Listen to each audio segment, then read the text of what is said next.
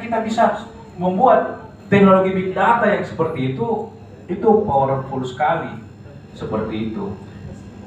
Dan itu sudah digunakan oleh negara-negara maju yang lain. Contoh misalnya yang melakukan teknologi big data itu Facebook. Facebook itu memiliki sebuah program yang namanya Facebook Advertising. Jadi kalau kita mengerti itu Facebook, itu kita bisa mengarahkan iklan kita masuk kepada orang yang sesuai interestnya. Saya bisa mengarahkan iklan perumahan saya kepada laki-laki umur 30 tahun, dia berada di Kabupaten Goa dan dia sering search rumah.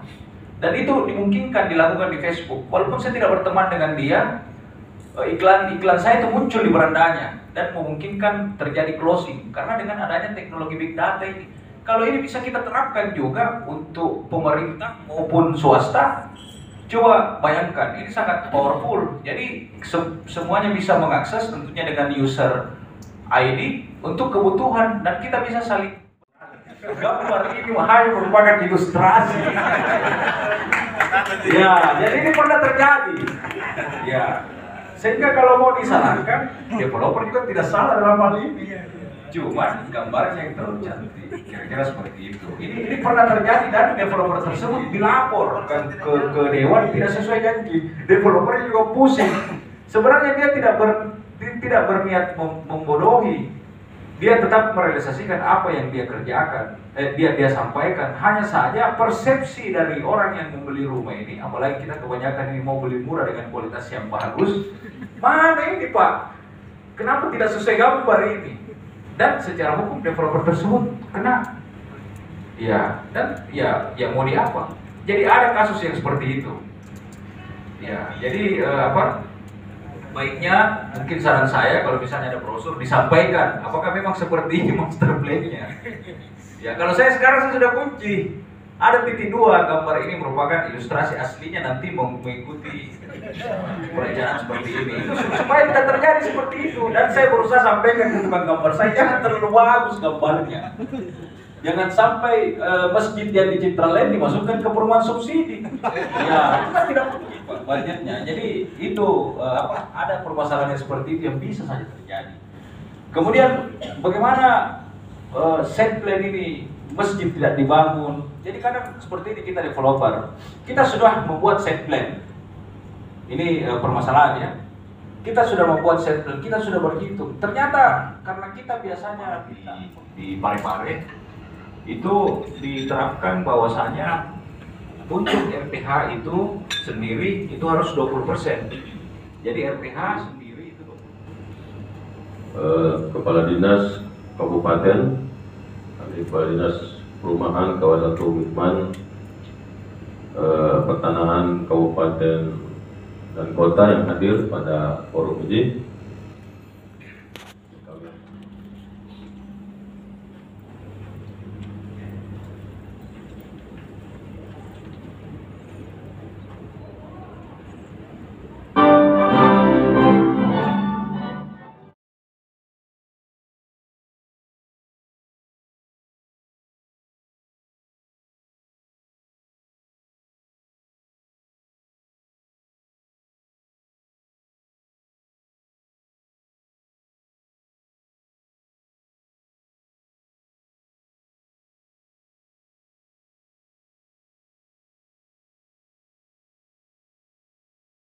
Sistem pengawasan pengendalian kita yang belum optimal ya, belum efektif gitu loh.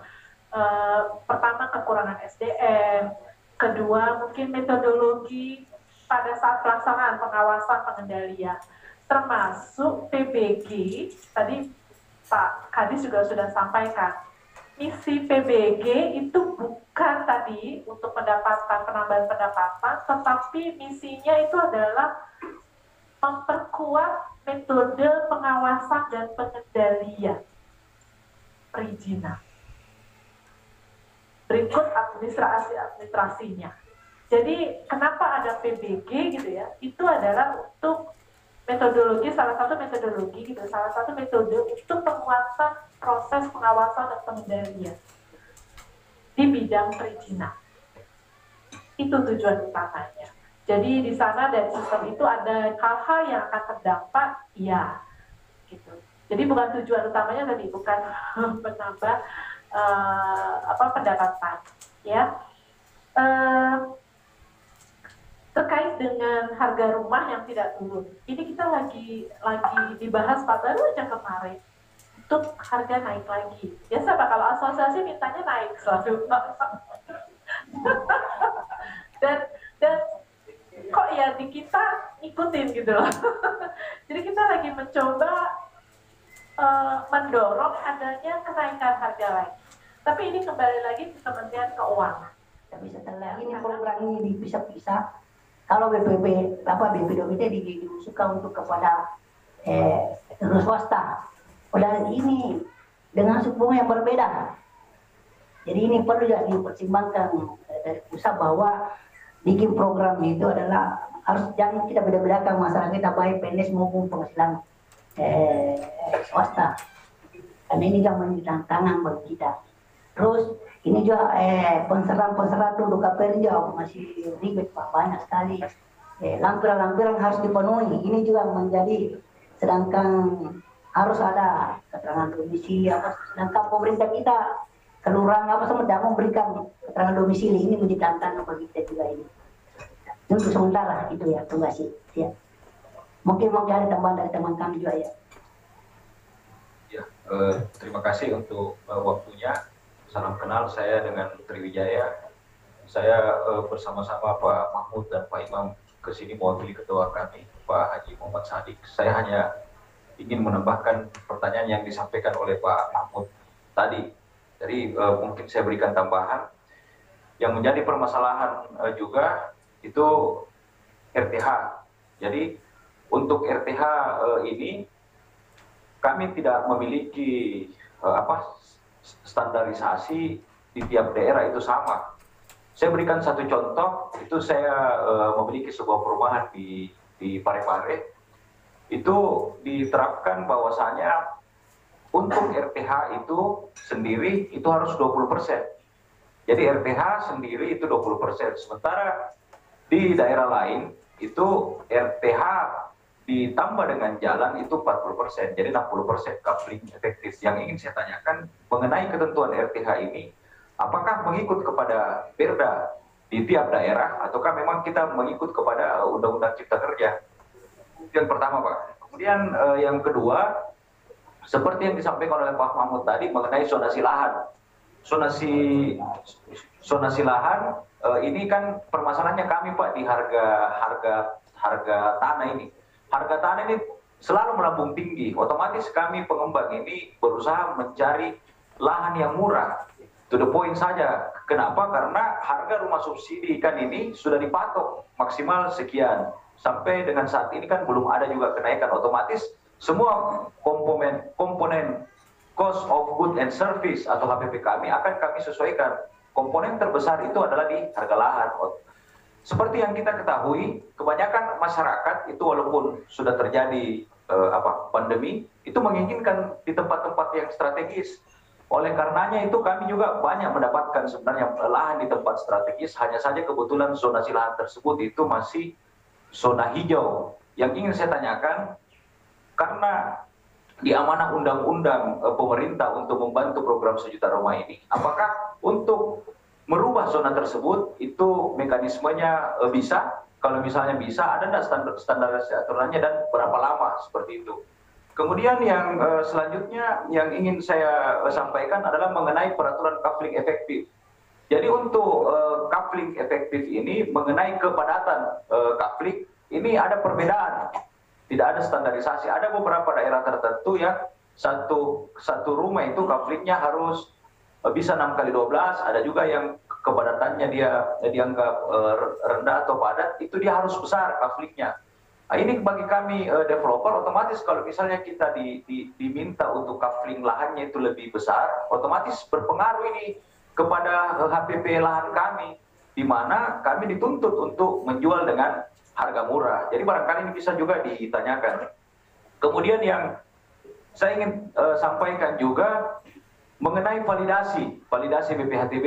Ini saya minta maaf, saya sampaikan, saya punya perumahan di Goa, itu kadang kami ke Dispenda Pak, itu meminta untuk validasi, itu cukup lama prosesnya untuk mendapatkan validasi BPHTB. Padahal sebenarnya kami butuh percepatan. Sementara BPHTB tersebut itu sebenarnya sudah divalidasi atas rumah-rumah yang sebelumnya. Biasanya kami mendapatkan alasan itu mengenai server dan sebagainya. Kami mohon bantuan apakah ini bisa dipercepat sehingga akses kami untuk bisa melakukan akad KPR itu bisa lebih mudah. Kemudian saya juga menambahkan mengenai listrik. Jadi mungkin tidak hadir di sini. Itu saya ambil contoh diri saya sendiri, mungkin bukan di Sulsel, di Sulbar. Itu saya membangun perumahan, Pak, ada trafo dekatnya. Saya ke PLN, saya diminta untuk beli trafo lagi kembali dan sebagainya. Dengan biaya yang cukup besar. Saya sampaikan apa dasarnya. Sementara kan perumahan-perumahan sebelumnya, trafo itu bagian dari utilitas yang di-given oleh PLN, di mana PLN berhitung return on investment dari KWH rumah yang kami sediakan. Alasannya, ada surat Pak mengenai COVID. Jadi karena COVID, PLN ini dananya dialihkan, sehingga you developer kalau mau membangun itu Anda minimal harus bisa memenuhi biaya investasi untuk sebuah jaringan, dan biaya investasinya itu cukup mahal. Jadi bisa jadi tuh per KWH itu tidak standar lagi, yang 1 jutaan bisa jadi jatuhnya di 3 jutaan atau 4 juta. Dan pada saat kita tidak bisa memenuhi biaya jaringan tersebut, maka PLN tidak bisa memberikan meteran ataupun jaringan. Sementara saya juga melihat banyak juga di tempat lain mungkin perumahan nih yang mangkrak. Apakah tidak bisa dilakukan relokasi? Kan saya berpikir rasional seperti itu. Jadi perumahan yang mangkrak di tempat lain atau misalnya tiang listrik yang second di tempat lain bisa nggak dilakukan relokasi? Ngapain kita harus bisa beli baru? Ini barangkali juga bisa dibuat sebagai sebuah bahan. Kemudian saya ada case lagi. Ini saya mengambil contoh diri saya sendiri. Karena saya bisa membuktikan itu saya punya lokasi Pak di Majene. Itu sudah keluar Pak izinnya. Izin prinsipnya di tata kota, tetapi tiba-tiba terjadi perubahan tahun, itu izinnya berubah jadi hutan kota. Izinnya sudah keluar menjadi hutan kota, dan sederhana alasannya, wah lewat Pak kemarin ini Pak Tri. Sebenarnya di sistem kami ini harus disampaikan bahwa izinnya Bapak ini sudah keluar. Jadi sekarang hutan kota di sistem, terus bagaimana solusinya? Solusinya sampai sekarang Pak belum. Jadi sertifikat saya di sana itu saya belum ceritanya saya belum balik nama, dan saya tidak melakukan dulu pembangunan. Ini kan sebenarnya membahayakan pengusaha yang seperti ini.